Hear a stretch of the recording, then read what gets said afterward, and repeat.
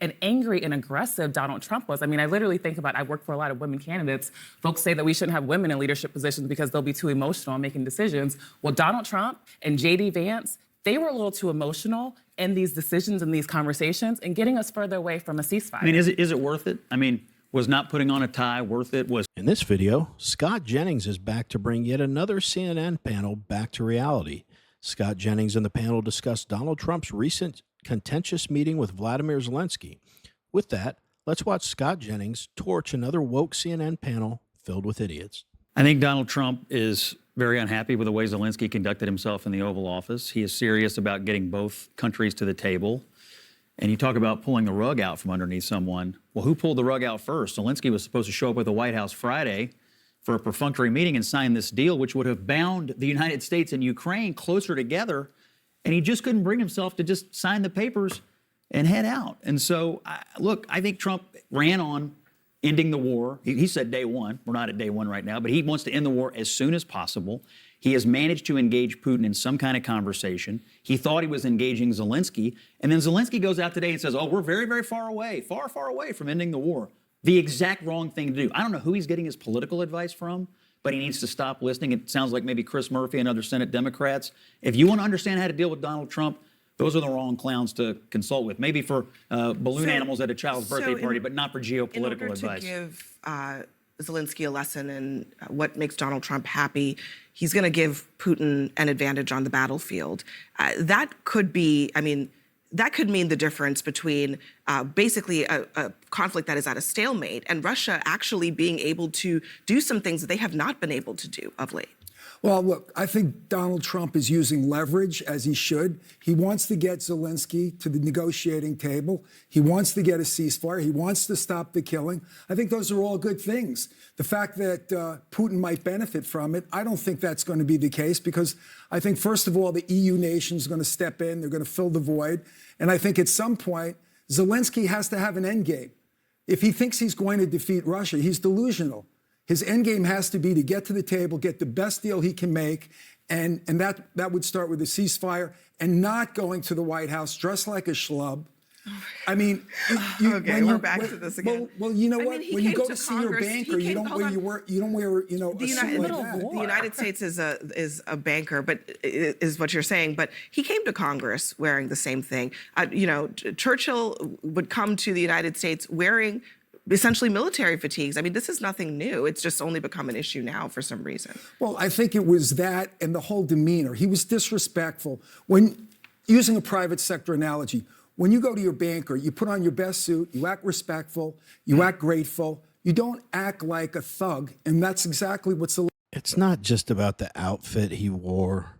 If that were the only issue, we wouldn't be talking about it. It's about his attitude, his demeanor, his lack of gratitude, his sense of entitlement, which, let's all be very clear, this sense of entitlement that Vladimir Zelensky has was fostered and enabled by the Biden administration. Do you remember conversations like this happening about, hey, let's stop the war?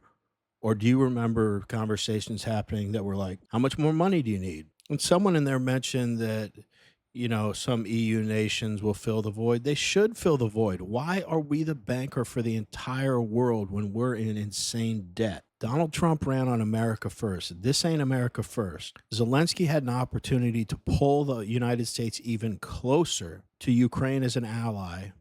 Instead, he spit on it. Now he says we're far from a resolution to this conflict. Best of luck when we stop funding you, buddy. You really screwed up. Anyway, let's get back to the video.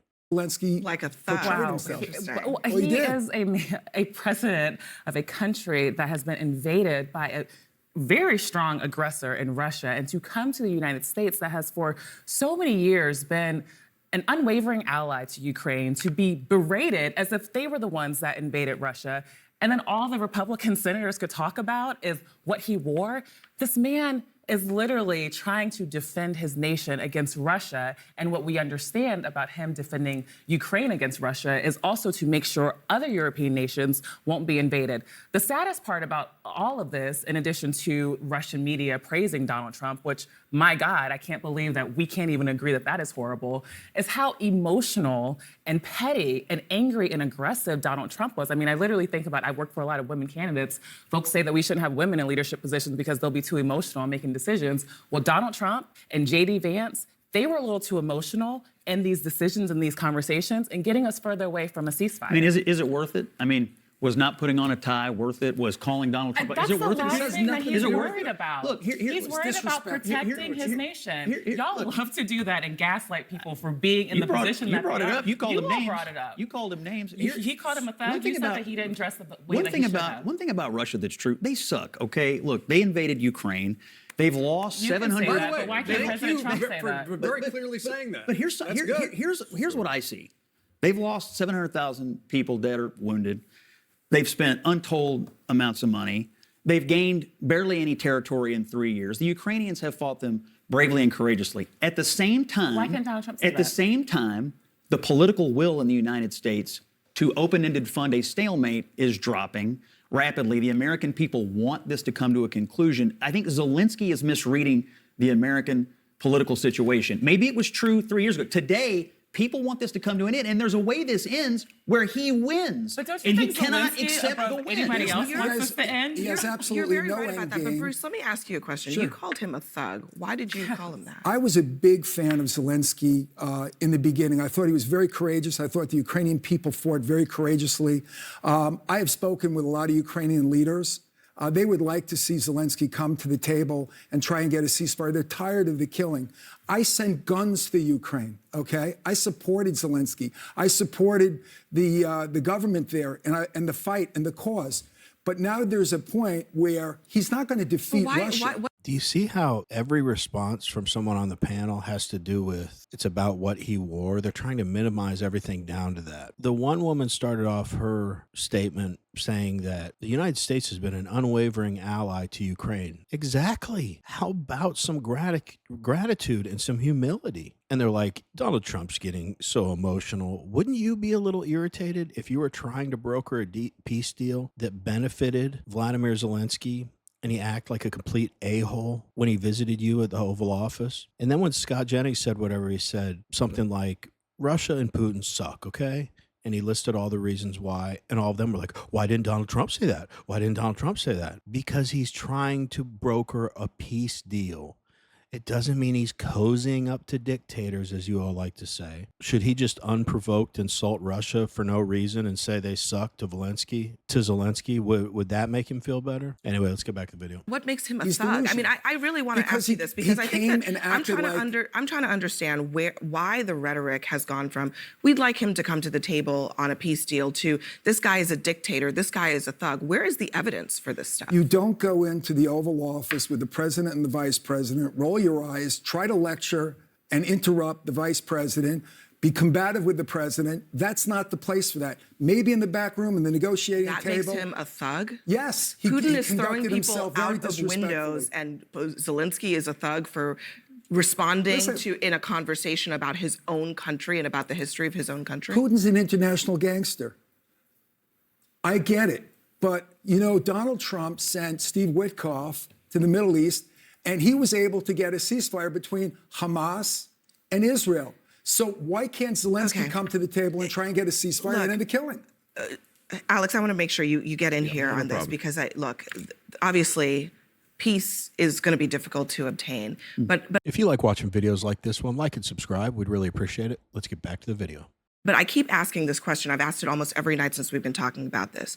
All Vladimir Putin is seeing is the United States becoming more estranged from Ukraine. He is seeing Trump's willingness to simply put a halt, turn off the tap on all military aid.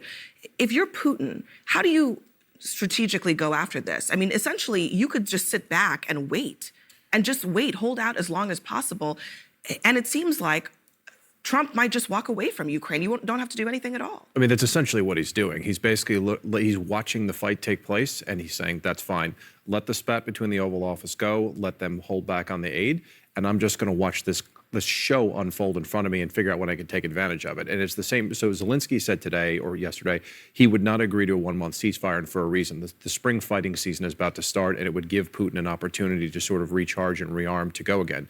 Putin will be looking for any excuse to try to derail this and ensure a deal doesn't take place, because for him, that's the long-term benefit. So have you all picked up on something? Remember how for the last, I don't know, 4 to 8 years, anytime someone says something about a Democrat, the answer is always, what about Trump? Well, the same goes here with Putin and Zelensky. Any criticism of Zelensky is met with, what about Putin? Isn't he a thug? They're not mutually exclusive. No one's saying Putin is a great guy or has great intentions, but Vladimir Zelensky's acting like an asshole. Even Abby Phillip just said their peace is going to be difficult to obtain. Then what, Abby? Should we just let the killing continue and just keep funding it and funding it and funding it? Why even mention that? You have no answer for it. Vladimir Zelensky has been given an amazing opportunity, not to mention hundreds of billions of dollars, to stop this war and stop the killing and come out a winner. And what I have to ask myself is, what's the ulterior motive here? Why? And what I have to believe is he's become accustomed to receiving a bajillion dollars from the United States and a blank check, essentially. And I have no evidence of this, but with my cursory knowledge of the political landscape of Ukraine, they're not necessarily known for their honest dealings. So I don't think all of that money is just going to the war effort. I think a lot of that money is making Zelensky and people like him and their government, it's making their pockets very fat. So I think Vladimir Zelensky would rather let the killing continue as long as he continues to increase the amount of money in his bank account. But we want to hear from you. What do you all think about this Zelensky-Trump meeting? Am I wrong? Does Zelensky have a great point? And should we just continue to fund this war endlessly, even though Zelensky doesn't seem to want it to end? Let us know in the comments. Anyway, as always, really appreciate you watching, and we will see you in the next one.